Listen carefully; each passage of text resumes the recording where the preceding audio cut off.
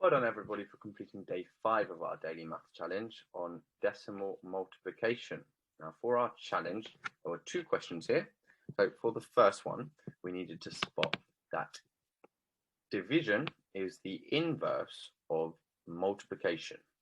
So if I take 41 and I times by 131, 41 times 131, so this is giving me 131 groups of 41, and we get 5371.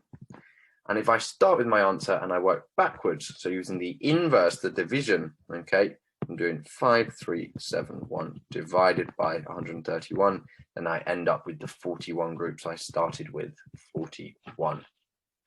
That was a practice to remember that division is the inverse of multiplication. And for the second part, we had to do 4.1 times by 13.1.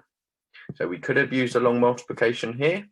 However, we're already given the fact that 41 times by 131 is 5,371.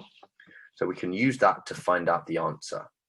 So how do I go from 41 to 4.1? Well, I have to divide by 10.